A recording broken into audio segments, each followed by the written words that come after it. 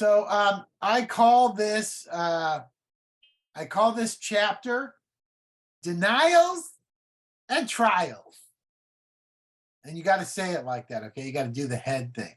Denials and Trials. All right, because that's what this chapter is about. So I am, you know what? Who can I pick on? Veronica. Veronica, are you a good public reader? Is she there? Yes, I'm here. I'm muted. And I am getting to what chapter? It's late here, so I usually just enjoy to have the word wash over me. But, 18. I can work. Why don't you do this? Why don't you read verses 1 through 11, and Robert, why don't you read verses 12 through 27, and then Christian, if you would like to, would you read verses 28 through 40?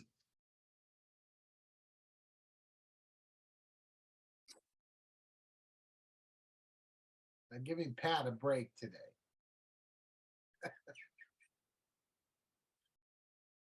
I'm reading. Sorry. I'm super embarrassed. Where are we? No, we're in John 18. John. Isn't it called the John Bible Study? What's wrong with me? Anyway. It's okay. All right. 1 through 11. 1 through 11, yes. Okay. Book of John, chapter 18, starting verse 1. When Jesus had spoken these words, he went forth. Oh, this is NASB 1995. When Jesus had spoken these words, he went forth with his disciples over the ravine of the Kidron, where there was a garden, in which he entered with his disciples. Now Judas also, who was betraying him, knew the place, for Jesus had often met there with his disciples. Judas then, having received the Roman cohort and officers from the chief priests and Pharisees, came there with lanterns and torches and weapons. So Jesus, knowing all the things that were coming upon him, went forth and said to them, "Whom do you seek?" They answered him, "Jesus the Nazarene." He said to them, "I am he." And Jesus also, who was betraying him, was standing with them. So when he said to them, "I am he," they drew back and fell to the ground. Therefore, he again said to them, "Whom do you seek?" And they said, "Jesus the Nazarene." Jesus answered, "I told you that I am he. So if you seek me, let these go their way." To fulfill the word which he spoke, "Of those whom you have given me, I lost not one."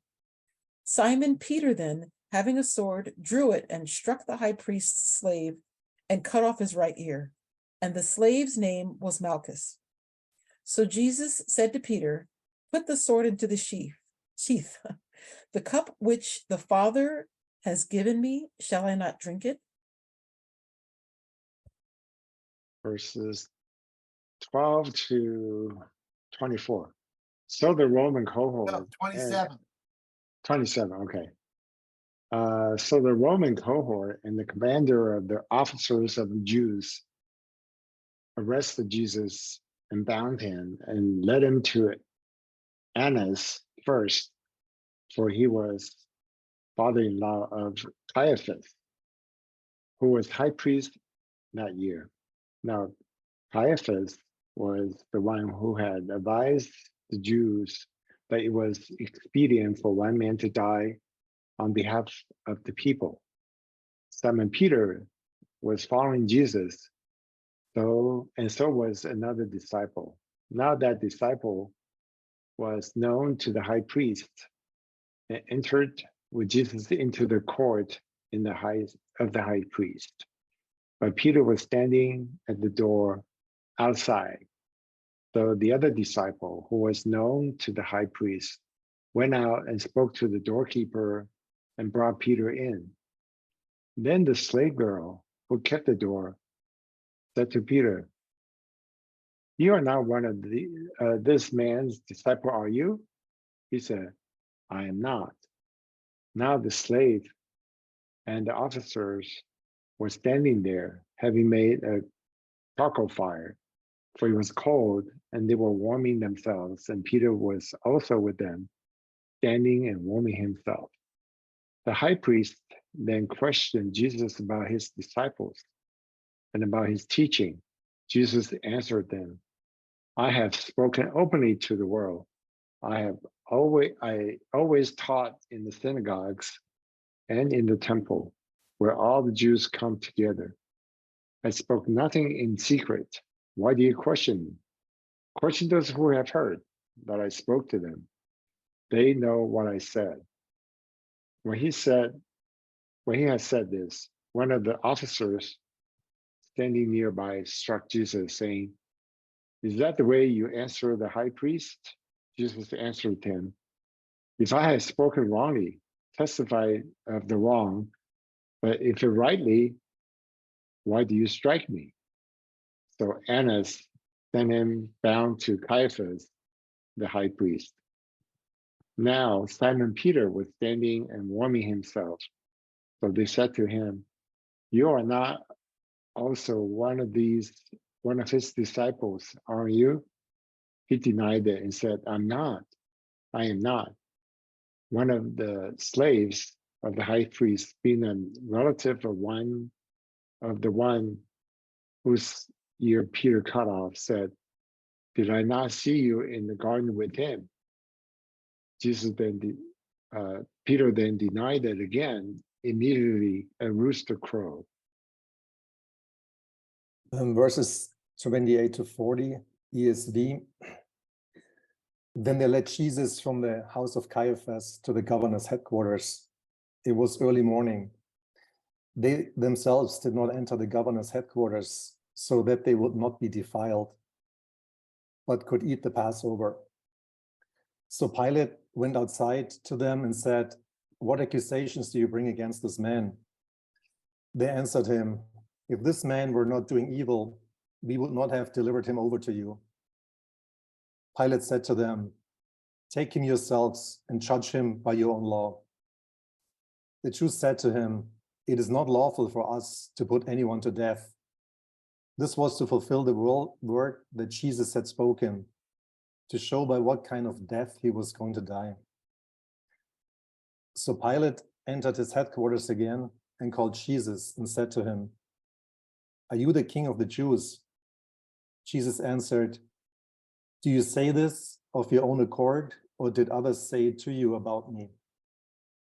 Pilate answered, Am I a Jew?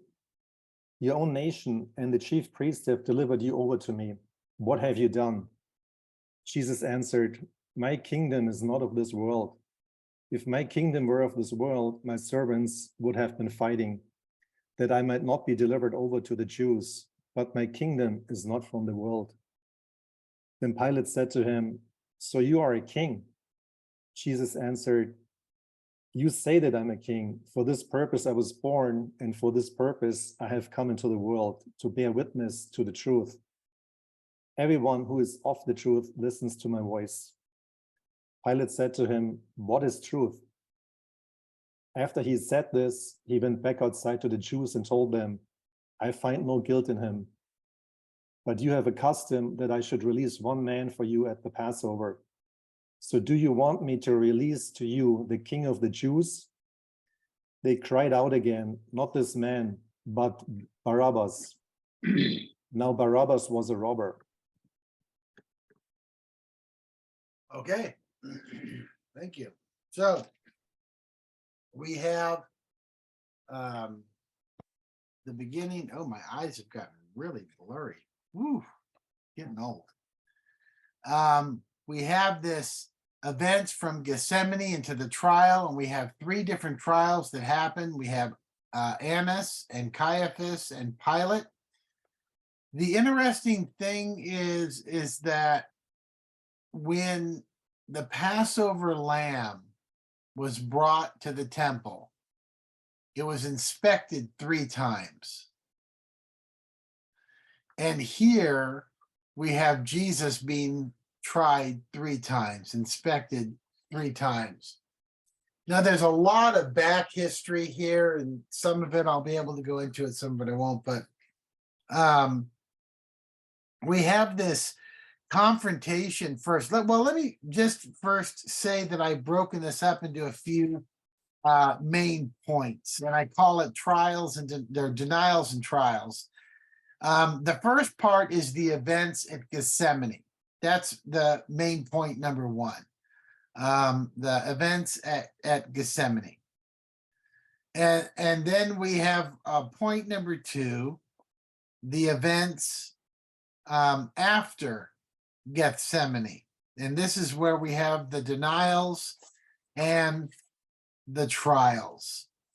And under the events of Gethsemane, in subpoint A, we have Jesus's confrontation with his foes,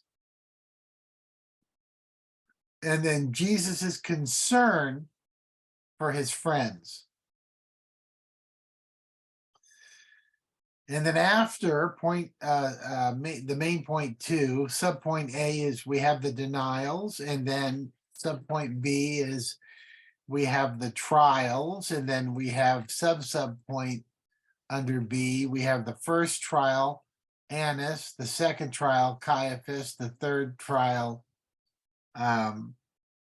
Pilate. And oh, you know what? I noticed they don't have Herod in there. That's interesting.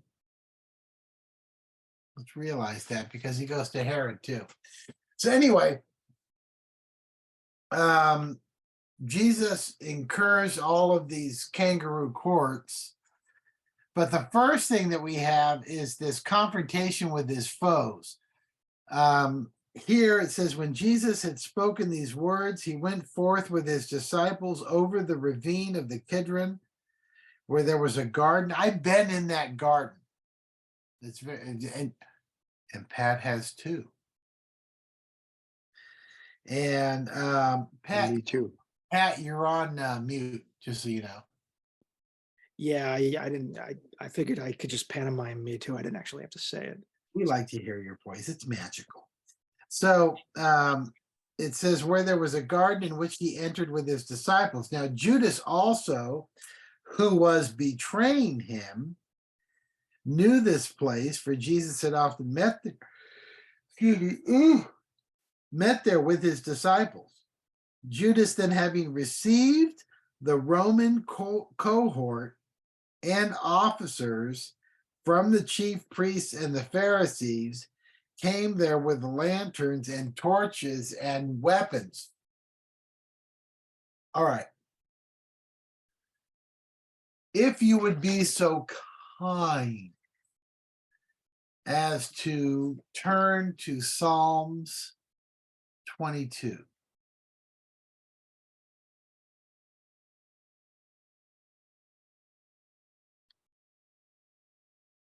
And let's see. No, I'm sorry. Hold on. Why was I thinking 22? It's Psalms 2, not 22. That's a different story. And it says, why are the nations in an uproar and the peoples devising a vain thing? The kings of the earth take their stand against the Lord and against his anointed one, and the rulers take counsel together. Let us tear their fetters apart and cast away their cords. He who sits in the heavens laughs, and the Lord scoffs at them. But notice what it says here. Why are the nations in an uproar and the peoples devising a vain thing, and the kings of the earth take their stand, and the rulers take counsel together against the Lord and against his anointed one? What are we seeing here? Why is it so important that we not only see the high priest with their special guard, but they've incorporated with that the Roman cohort, Why is that important? Prophetically. By the way, I just read the answer, so.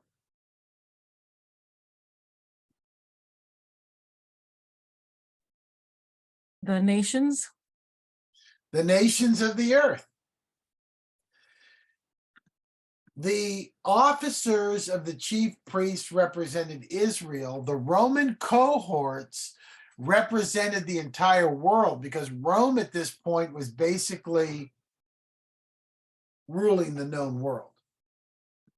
Basically.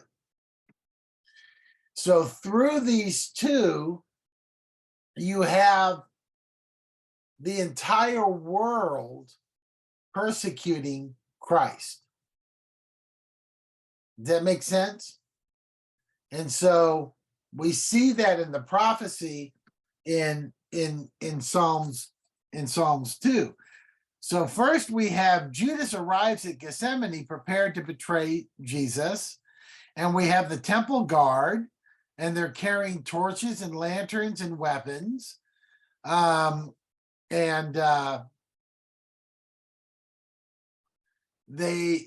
have come to arrest Christ. And what does Jesus say? Who are you looking for? And they say, Jesus of Nazareth. And what's interesting is he says, I am he, and they all fall backward. Why do you think that is?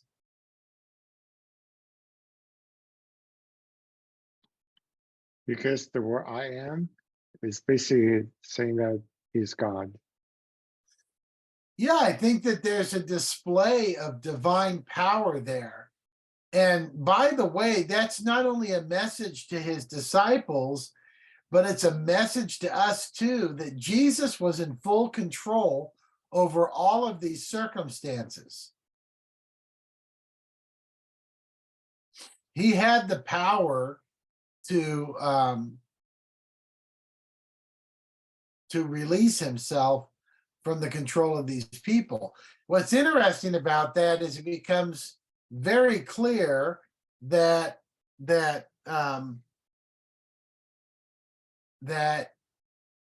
Jesus had to willfully hold himself up on that cross. You know, it would be different if somebody came into your house with a gun, a bunch of people, and said, reject God or we're going to take you and crucify you. And once you said, no, I'm not rejecting God, I mean, they have control of you. There's nothing you can do. They're going to do what they're going to do to you, and you're not going to stop them. The difference here is that Jesus had control over the situation. He could have, just like he told Peter, don't you think I can call 10,000 angels right now and wipe all of these guys out? Which means what? Jesus had to hold himself on that cross, his back so ripped open that his intestines are falling out. Blood is gushing out of his body. The pain, his nerves are ripped and borne to the surface. His skin ripped off. And he has to hold himself there, because at any moment, all he has to do is say no, and he can step down from that cross. This is very different. This is, when you look at the superiority of the sacrifice of Christ, you have to understand that he had to, with his own will, hold himself through all of that suffering until his death. And he did that for you. It's a very powerful reality. And I think we really need to understand that. So the other thing that happens is it says they answered him, and Jesus the Nazarene, and he said to them, I am he. And Judas also, who was betraying him, was standing there with him. So when he said, I am he, they drew back and fell to the ground. Therefore, He then again asked them, "Whom do you seek?" And they said, "Jesus the Nazarene." And Jesus answered, "I told you that I am he. So if you seek me, let these go their way." So here again, you have the request of Christ. He agrees to go with the soldiers, but what? He asks them to leave the disciples alone. So he's stepping in to protect them. And also you see this issue happens with Peter when it says Simon Peter, having a sword, drew it and struck the high priest's slave, cut off his right ear, and the slave's name was Malchus. Very interesting that they named this slave. So Jesus said to Peter, "Put the sword into the sheath. The cup which the Father has given me, shall I not drink it?" Now, what it doesn't say, but it says in the other Gospels, is that Jesus picked up the servant's ear and put it back on. John, for whatever reason, I think it's interesting. John doesn't mention that. John's like, and it's probably because it's already been said. But John here again, and I think I want us to continue to remember this, that John is after the Gospel of John is one of the last books written, probably the last three. It was written after the book of Revelation.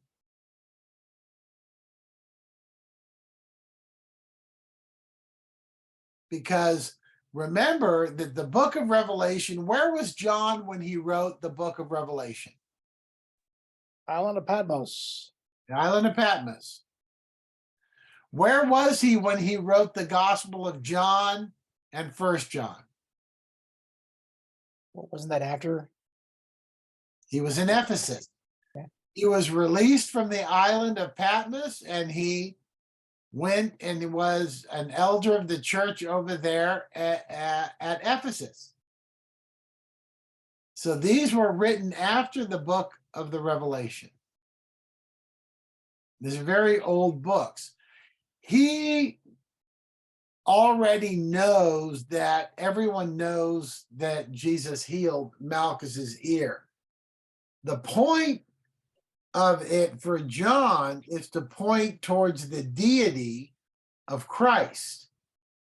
And remember again, because I know we've been doing this for like 8 years now, the book of John, but remember when we started, John is writing, one of the reasons John is writing this book, it's a response to what?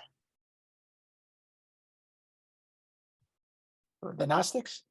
The Gnostics, right, who are questioning the deity of Christ, who are questioning the physical resurrection of Christ. So he has an agenda here, and he's pointing towards the mission of Christ, the deity of Christ, the godhood of Christ. So then he tells Peter, look, now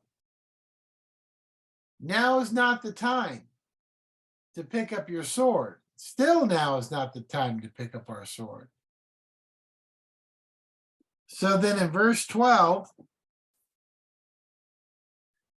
so the Roman cohort and the commander and the officers of the Jews arrested Jesus and bound him and led him to Annas first, for he was the father-in-law of Caiaphas, who was the high priest that year.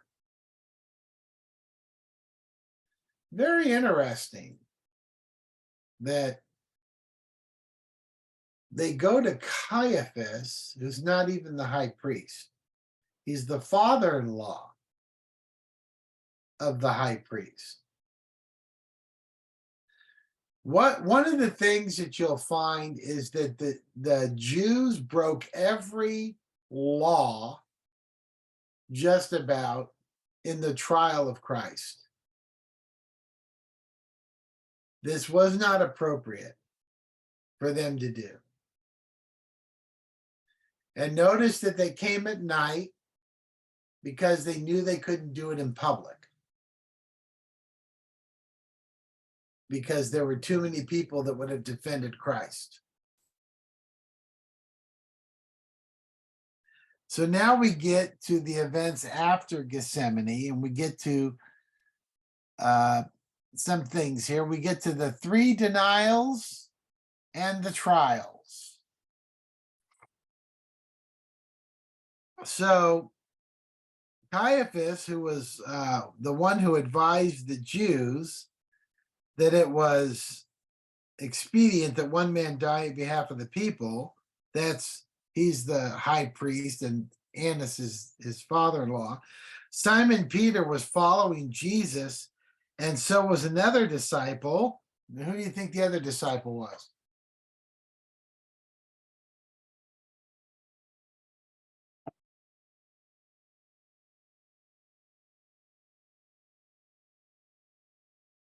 Yeah, I'm sorry. Who did you name before? It says Peter was following Jesus. The other disciples went, but Peter was following Jesus, and so was another disciple. Would that happen to be John? Yes. Okay. Which is why he can write about this. There you go. There you go. Now you know. So Simon Peter was following Jesus, and so was another disciple. Now that disciple was known to the high priest and entered with Jesus into the court of the high priest. So John was standing by Jesus's side at this. That says a lot about John.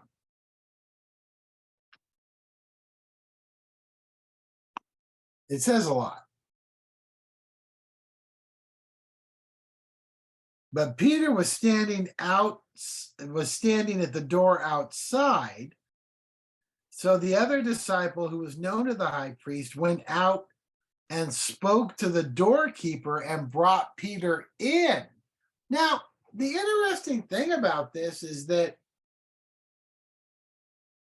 John was probably the youngest of the disciples. He was probably in his late teens.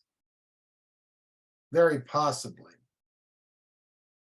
I'm not sure how he got this position of influence, but he was able to go get Peter, who was older, and get him in to see the trial. But Peter was standing at the door outside, so the other disciple, who was known to the high priest, went out and spoke to the doorkeeper and brought Peter in. Then the slave girl who kept the door said to Peter, "You are not also one of this man's disciples, are you?" So imagine this. This is the dynamic. John goes to this young lady and says, "Hey, listen, I want you to let this guy in. And the high priest knows me. He let me in. So I need you to let this guy in." So she opens the door, and he goes, "Hey, Peter, come on, come here." So Peter's walking, and as he approaches the door, the slave girl, who's the doorkeeper, goes, "Hey, you're one of those guys that was hanging out with Jesus." And Peter says in passing, basically, "Oh, no, I'm not him." Walks in. Now, John must have heard this because he's the one that's having him let in. This is a passing thing, right? And you're going to notice something. You're going to notice something. With each denial, Peter grows more fervent in his separation from Christ. This one here, she's just the doorkeeper. She's opening the door. She makes this comment. He walks through, no, you don't know what you're talking about. And walks in. First denial. So then the slave girl who kept the door said to Peter, "You are not also one of the man's disciples, are you?" And he said, "I am not." Now what? Why would Peter do that? He's afraid. He's obviously afraid. Now the slaves and the officers were standing there, having made a charcoal fire, for it was cold, and they were warming themselves. And Peter was also with them, standing warming himself. The high priest then questioned Jesus about his disciples and about his teaching. And Jesus answered him, "I have spoken openly to the world.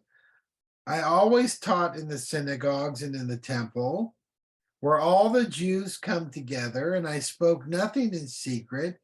Why do you question me? Question those who have heard what I have spoken. They know what I said." And when he had said this, one of the officers standing nearby struck Jesus, saying, "Is that the way you answer the high priest?" And Jesus answered him, "If I have spoken wrongly, testify of the wrong, but if rightly, why do you strike me?" So Annas sent him bound to Caiaphas, the high priest. So basically, Jesus is saying, look, I haven't hid any of my teachings from you. I taught openly. Why didn't you arrest me there? Why are you arresting me in the dead of the night? It's a fair question. But this officer standing nearby struck Christ. He wasn't asked by the high priest to strike Christ.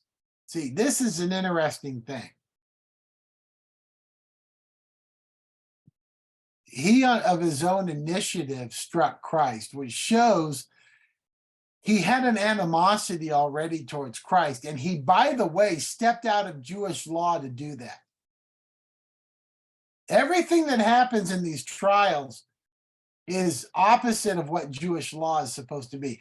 They broke the law of God to crucify God. Their rebellion and their wickedness was to its full extent, and its cup of wrath filled up to the brim.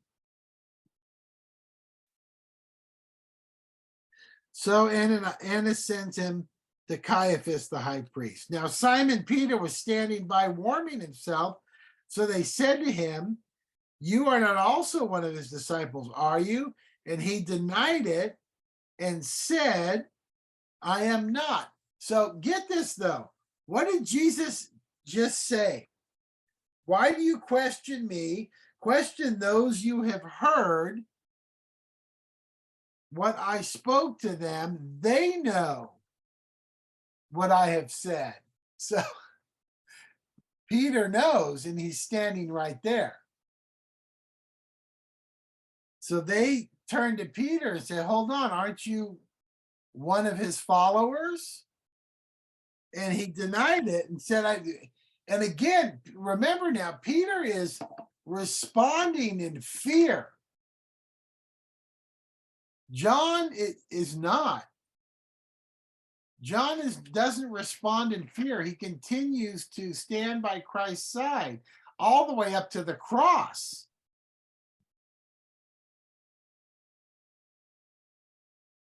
But Peter is growing more fearful. And when they strike Jesus and they bind him, and then they turn to him and say, "Who are you?"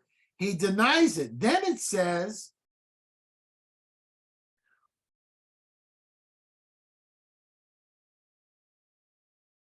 one of the slaves of the high priest, being a relative of the one who Peter cut his ear off. Whoops. Said, "Did I not see you in the garden with him?" It's like, "I know you. You cut my cousin's ear off, fool. I know who you are." And Peter denied it. And see, the interesting thing in the other gospels is he says he cursed. He cursed. And he denied it. And as soon as he did, the rooster crowed. And the interesting thing with Peter is that Peter could make these bold actions when he was with Christ, to step out on the water, to cut off Malchus's ear. But when he was not with Christ, he had no courage. And I don't think we can be too critical of Peter, because to be honest, I think it's the same for us. The reason why John had courage is because John never left Jesus's side.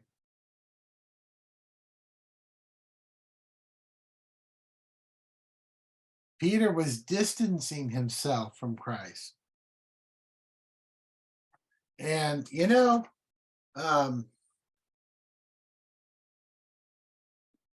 our culture that we have going on today, and it's accelerating at a remarkable, you guys, by this time next year, you're going to be shocked at just how far we have fallen. You will be shocked. You will never suspect just how bad things can get this quickly by next year. And I think that if we are not walking in the presence of Christ, especially during a time like this where our culture is actively flushing itself down the toilet, that we can also ourselves compromise and refuse to acknowledge our connection with Christ. And the only remedy to that is, like John, to stand in the presence of Christ, where we receive and experience his grace. And I think that that's important. All right, I'm going to stop there. What verse were we on, Pat? Oh, 27. We'll stop at 27. I was just going to say that. We'll pick it up next week. All right. We'll get to some interesting history of Pilate, by the way. And I probably mentioned it before, but I'll mention it again. Hey, Tony, when they took him in the dead of the night, were they trying to get him in before Shabbat, or? Well, they wanted to hurry the trial up and get him sentenced to death early in the morning before anyone could find out. Okay. So he was probably dead by the time the word got out to the normal people.